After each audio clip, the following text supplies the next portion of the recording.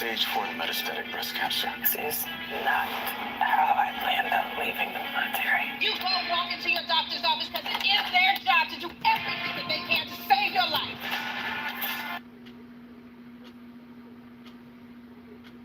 We know the GTA. Our trusted team delivers more in-depth analysis, demands more accountability, And covers more of the issues that matter to you. Stay up to date with global news at 5. And more local news at 6.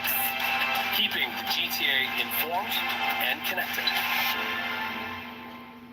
Your day starts right here. The #1 place to be in the morning. We've got the news you need. Take that Team Canada approach. The experts you trust. More exclusives than anywhere else. And your first stop for the biggest entertainment stories. The Morning Show, weekdays on Global. Here goes nothing. It's payback time. Let's roll. We gotta stick up for him. They are out there, and we will find them.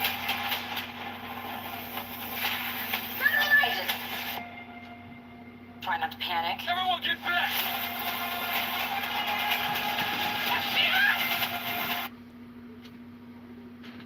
About what they're seeing in the markets. What would your advice be to them?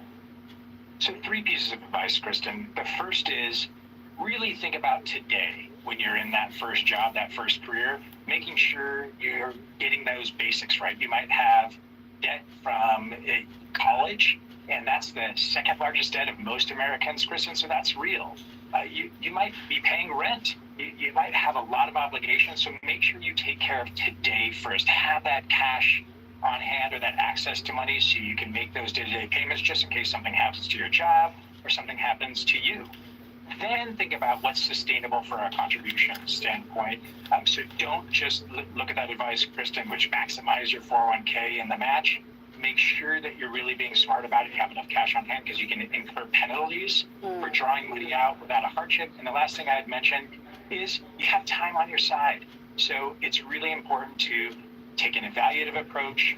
Really don't be light switch oriented where you take action or you do nothing. Really look at your money and think what you can sustainably do for your present self and your future self, Kristen. Great analogy there. So, Michael, big picture with the less than a minute that we have underway. We are expecting an update soon from officials here in New York City. Chief Investigative Correspondent Aaron Katursky is there on the scene. He's there on the New York City side of that river. Aaron, what's the latest that you are hearing now?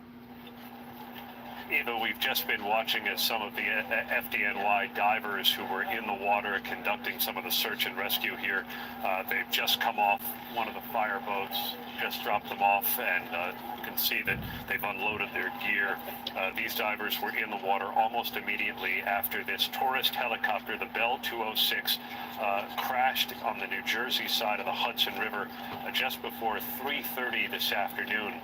The helicopter had taken off from the Wall Street heliport carrying a family of 5 tourists from Spain, 2 adults and 3 children.